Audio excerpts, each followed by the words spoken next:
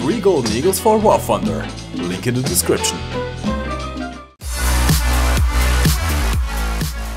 Hello you sexy beasts, welcome back to War Thunder. You're probably intrigued by the title. This is the F2H-2. The, well, starter, let's say starter American naval jet. Although it is at a battle rating of 8.0 and as such can and will face a lot of tier 5 vehicles. Now in this particular gameplay we were very lucky. The max battle rating in this gameplay is 8.0 and as such this is actually the only time you can really fly the F2H-2. I'm flying this aircraft on request of one of my subscribers. It seems like a lot of you guys have trouble flying this aircraft, and so I tried to see how you can employ this aircraft. And I can definitely see that, yeah, I understand why you guys have trouble. I really understand why you guys have trouble. Now as always, we are flying a completely aced aircraft. And most of the games I was in, there was at least one 9.0 aircraft. This was actually only... Actually no, this was one of 2 games at a max battle rating of 8.0 that I got in over 20 games. Yeah, it is that bad. It is that bad. And sadly this jet just doesn't have the performance to compete against 9.0 aircraft. Now this video is going to be a 2-for-1 special, so to say. The gameplay you're about to see is very similar to the gameplay that I've put up on Sunday, which was a video of the Hunter. If you haven't seen it, I suggest you seeing it and making up your own ideas before coming back to this video. Are you back? Alright. So in that video we faced ourselves alone versus 6 enemy aircraft due to our team dying very early on in the game and us having to pretty much carry hard not to win that game. Now, the Hunter is not a turn fighter. That's one thing that I really hammered in. The Hunter is not a dog fighter. In order to survive and excel in the Hunter, you have to stay above 800 km/h at all times. And I mean all times, or else you're going to have a bad time. Ah, I love memes. Anyways, pretty much what we did in that gameplay was sticking close to our airfield to avoid getting jumped on by the entire enemy team at once. Because that's a death sentence in the Hunter. Now, a lot of people were pissed off at that behavior apparently, and I've seen the comments accusing me of promoting passive behavior, people are being disappointed by the gameplay, and I thought, wait, what? Why? I was really pissed off at that point. I'm going to be honest. Normally I don't let comments like those affect me too much, but I was really pissed off at those comments because I thought that I had put up a actually very interesting gameplay of showing you that even if you are outnumbered heavily, you should never give up. Even if the odds are all stacked against you and it seems impossible to win, you should never give up. However, then I calmed down a little bit and I realized the points that people were making. So a couple of the points were that was hugging the airfield, that was playing like an asshole, that was pretty much camping my own airfields, that was just running away from everybody, not engaging, and that I was just extending the game unnecessarily. And that even the only kill I got was on a guy on the airfield. And I thought that this gameplay would be pretty much the perfect example to tell my side of the story, so to speak. Now at this point we engaged a couple of enemies and we are now being chased by a ME-262 and a ME-163. They are both within 2 kilometers distance and the ME-262 is catching up to me. Now, the F2H-2 is a pretty fast jet for what it is. Even though it is a straight wing design, it is very, very, very fast. It even has a really good top speed. However, it doesn't have a very good dive speed. At around 950, maybe 1000 km/h, you tend to whip your wings off, especially since they are a straight wing design, which means that the ME-262 can actually catch you in a dive. That thing can go way past 1100 km/h. As such, dogfighting is not an option, especially since the F2H-2 is a naval aircraft. And this is the problem with all naval aircraft in general, both on the US tech tree and the British tech tree. These aircraft are much heavier than their normal army-based fighter aircraft. These things are heavy and as such they are not designed to dogfight or to turn fight. So I went back over to my base since none of my teammates were there to help me. As you can see, most of our team is already down. We only have one more teammate left right now. Never mind, we are now all alone. 5 minutes into the game, it is now me versus a full team of Germans. Yay! So at this point, the only thing I could really do is go for the airfield. And the ME-163 was dumb enough to follow me over it and to try to dogfight me over it. Now I want to make one point here very, very clear. My objective when I go over an airfield is not to get some cheap kills. My objective when I go over an airfield and I'm flying in an airfield like this, the F2H-2 is kind of comparable to the Hunter in that it has a high top speed, but it cannot turn for shit. My objective when I go over an airfield in these kinds of aircraft is not to get the enemy killed. Hear me out. My objective is to make them turn away, give me the opportunity to re-engage. Whenever an enemy is within 5 kilometers of you, if you turn, it's pretty much suicide. You cannot dogfight and you lose a lot of speed, and most of the time, especially against an ME-163, which has a absolutely insane acceleration. Once you lose your energy, once you're at low speed, you are dead. You're never going to out-accelerate an ME-163. So the only thing you can do is try to get some separation, turn around, maybe force a head-on, and just keep your energy as high as possible. However, since the ME-163 is such a fast aircraft, that isn't really possible. You pretty much have to traverse the entire map to get some kind of separation, and even then the maps might not be large enough for you to build up enough separation in order for you to turn around and engage them. So, the only thing you can really do is go back to your airfield. Oh, that was a beautiful shot, by the way. That's a dangerous, dangerous gun of the game. There was an ME-262C something. I think it was a C1A. There was one of the two C1As. Not quite as dangerous as the C2B, but still a very, very dangerous aircraft out of the game. Alright, what was I talking about? Ah yes, engaging enemies over airfields. My objective there was not to have him killed by the AA. My objective was to scare him into turning away so that I could turn around and engage him. To be fair, it was all his own fault for dying to the AA fire there. You do not dogfight an enemy over their airfield. It's just stupid. It's absolutely stupid. It's not what you do. You should never do that. And even if you have to... Oh, by the way, this guy... Yeah... That's an asshole! That guy saw me approaching. He did this multiple times. I encountered this guy before in the game before. And he did this always. When I was just about to shoot him, he bails out. And I'm trying to engage his ME-163 here, but he just respawns, and this is a bad situation. The ME-163 gets an air spawn, on top of having absolutely incredible acceleration. So the only thing I can do right now is try to force a head-on and make him flinch. And indeed, that's exactly what he does. He turns away, goes high.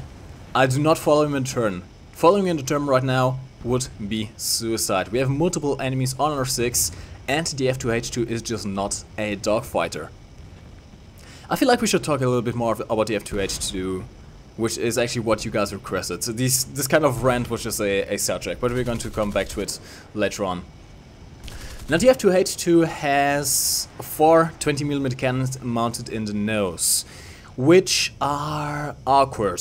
Now, the stats tell me that these cannons are actually quite fast. They have a very good fire rate of about, I think it was 750 to 850 rounds per minute per each gun.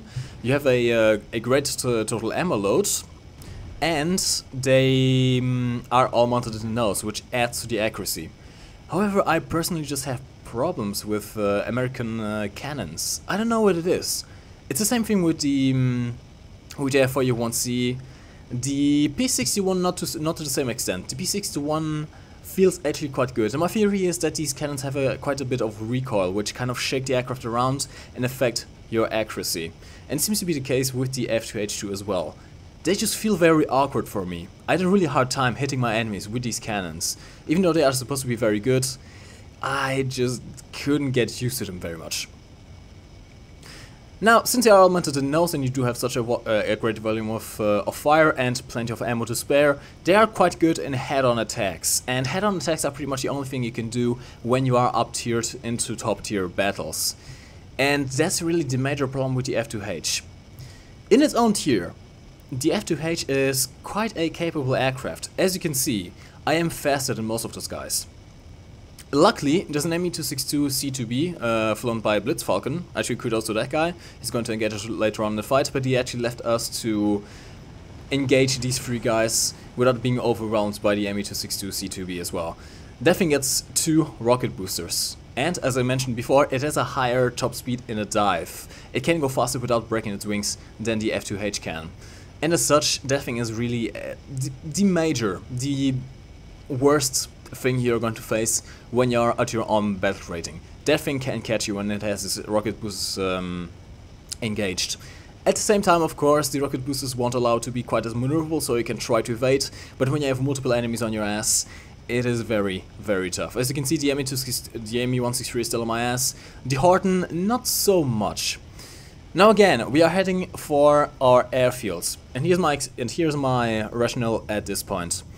The Horton 229 is the best turning jet in the game, by far. That thing can even outturn some prop aircraft. Now the ME163 on the other hand is quite fast, quite maneuverable, more maneuverable than the F2H-2 is, and it has an insane acceleration since it is so small, so light, and it has a rocket engine. Now the only thing I can really do right now is pretty much to run away. I can probably create some separation to the Horton 229 simply because it isn't quite as fast as we are. However, those two ME163s are a major problem. The only way for me to fight these ME163s is to run away until they run out of fuel, because I just can't create enough separation. My goal here was to get some separation. Again, I just need to hammer this fact down. I do not engage aircraft that are pursuing me in an aircraft like this, in an aircraft that cannot turn. If I was in a Sabre or something, of course I would turn it around because I could evade him easily. But in the F2H-2, it is a huge target. Those wings are very far apart and very easy to hit. The thing is made out of fuel tanks, and it is not a turn fighter. This thing turns like a bus. And as such, you have to be very, very careful with the kinds of engagements you engage in. As such, it is completely impossible for me to turn around right now. And with that guy just pursuing me and not letting go, he's actually closing in on me. Going back to the airfield is literally the only thing I can do right now. Now again, my goal is not to have this guy killed by the anti-aircraft fire, because I wouldn't get any score out of that. And of course, being a YouTuber and my goal being to teach you guys how to employ aircraft and how to make it easy to grind through the stuff, how to get score, stuff like that, how to be a better pilot. I don't want the guy to die, to just crash or die by AA without getting me any points. That's nonsense. I want to get my research points, I want to get my Civil Alliance. However, my only chance in doing so is luring him over our airfield. My goal here is to make him turn away, and that's exactly what this guy is going to do. This guy is not dumb, he played smart. He knows that I'm going for the airfield, and he turns away, which gives me the chance to immediately turn around and engage him. I go into add-on. Okay, given my aim wasn't very good here, I was kind of panicking. I still wasn't quite sure if he was the only one engaging me, but as you can see, the ME163 is extremely maneuverable. That guy can just turn fight me all day long, and if I lose my energy too much, he's going to out-accelerate me as well. So I make it back to the airfield, hopefully making him turn away once more. Now, during this whole engagement, he's been on my ass for quite some time. The ME163 only has about 5 to 6 minutes of fuel, so that guy must be running very, very low at this point. My hope was that he was going to disengage and go back to his airfield, giving me the chance to counter and turn around and get him that way. However, this guy stayed very stubborn, and he actually has expended all of his fuel. Now, going back to the Hunter video then. So, a couple of points that were made, I think I mentioned this before, but let's go over it again. One of the points that was made was that I was not engaging aircraft inferior to me. And I get it. Most of the aircraft in that game were in fact inferior to me. We had lots of 8.0 aircraft in that game. However, the one thing that the guys commenting didn't seem to understand was that there was a MiG-15 bis 5 kilometers above me. And that is the reason I didn't engage the rest of the team. Of course I could outrun the rest of the team. No 8.0 aircraft can catch a Hunter. However, a MiG-15 bis in a dive can. and all he needs is one shot. Now, the F2H-2 still can maneuver somewhat, you can still evade in the F2H-2. That is not the case with the Hunter. The Hunter cannot evade a MiG-15 bis no matter what it does, as long as the MiG-15 bis pilot has some kind of sense. And obviously, since that guy was just flying around at 5 kilometers altitude, he knew how to play his aircraft. And I didn't want to take the risk there. Actually, there's a line I thought about before this commentary that applies pretty much perfectly to that gameplay. There is a fine line between playing defensively, playing passively, and playing smart. Playing passively, playing like an asshole, extending the game unnecessarily is stuff like landing on the airfield and just standing there and just bailing out whenever someone's getting close and bailing and then spawning back in. That is camping the airfield, that's being an asshole. Other examples would be, for example, if you are just 1 versus 1ing and you are in the superior aircraft and you stay above your airfield. That is being a passive player, that is being an asshole. However, that was not what I was doing. As soon as I was the only one, as soon as the ME-163 died in the past gameplay, and I was alone against the MiG-15, I vacated the airfield. I did not want to stay above the airfield any longer. I wanted to get the hell out of there. I want to get the altitude, get on even grounds with the MiG-15 bis, and engage him again. And the other point that was made was dragging out the match unnecessarily. But then again, what could I do? I was alone against 6 aircraft and a Hunter. The Hunter is an aircraft that needs a lot of space and needs to keep its speed up. With MiG-15 bis above me, I just couldn't risk going away. If I engaged into battle with the other aircraft, the guy would have just pounced on me, and the gameplay would have ended right there. Now, as a Warfront player, I don't want to play stupid. I don't want to give up a game that I still have a chance of winning. So that's exactly what I did. I won the match. Now the last complaint that was leveled towards me was that I killed the guy on the airfield. Okay, given. I could have let him take off. I could have given it a bit more of a fight. But isn't that exactly what people accused me of before? Extending the match unnecessarily? Sure, I could have let him take off, but they would have just extended the match even more. So hopefully you guys can understand my point of view in that gameplay. Now, I'm not saying that you guys are wrong. I'm not saying that you guys are wrong. I love hearing your suggestions, I love reading your comments, and I respect your opinions. But at the same time, try to put yourself in my situation before you criticize me for stuff like that. At no point was I trying to promote passive gameplay. That's not what I'm about.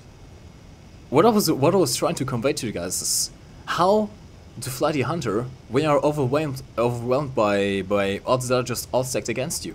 Showing you guys that it is in fact possible to win a game where you are alone against a half team of enemy aircraft. And this gameplay is kind of a repercussion, let's say. It's me myself redeeming myself. Yes, it's myself redeeming myself. Goddammit, English start again. At this match, I was alone against a full team of Germans. And look at it now. It's only me, the ME-262 C2B, and the ME-163 left.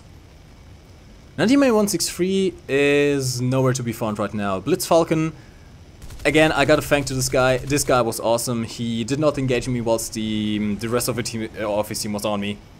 If that guy had engaged me, this match would have ended much sooner, because I just couldn't have fought them all at once. The C2B with the rocket boosters would have easily catched me.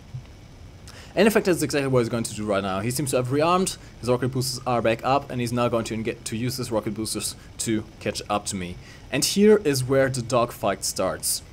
The ME-262 is behind me, and the ME-163 is above me and behind me as well. And the ME-163 is going to take a little while to catch up to me. The ME-262, however, is not. With those rocket boosters, that guy can just catch up to me any time of the day. So he's effectively forcing me to do evasive maneuvers. Now, since he has his rocket boosters installed, it also means that he cannot slow down. Even if he completely shuts down his engine, the ME-262 doesn't have air brakes, which means that it is going to be very easy for me to make him overshoot. However, that's pretty much all I can do whilst this guy has his rockets activated, because even if I try to turn around with the rockets that he has, he can just zoom away from me, no problem. I evade again. Thankfully the 30mm cannons on the ME-262 are of quite a slow muzzle velocity, and as such I can just evade this guy all day. The problem is, he has a teammate, and that teammate is an ME-163. And guess what? I am now at a low altitude situation with low energy. Having to evade that ME-262 made me lose a lot of energy, a lot of speed, and now I am pretty much screwed. I cannot get away from this guy. As long as that ME-163 has fuel, I cannot get away from him. He has way more acceleration. Blitzfalcon has just crashed. That was unfortunate. Still, guys, I want you to congratulate Blitzfalcon. He was an awesome player. It was unfortunate that he crashed, but I am now all alone against the ME-163. However, as I said before, I just cannot get away from this guy. As long as he has fuel, it is impossible for me to get my guns on target. He can just zoom straight back up, he is much more maneuverable than my aircraft is, and I cannot get away from him either. So at this point, pretty much what I'm trying to do again is just stay the hell away from his guns. The only thing I can do is try to evade him and somehow get my guns on target whilst he is distracted. But that is not going to happen. In fact, after this massive match where I found myself alone against an entire team and being down to the one last dogfight against the ME-163, it is in fact the ME-163 that takes me down and takes the win home.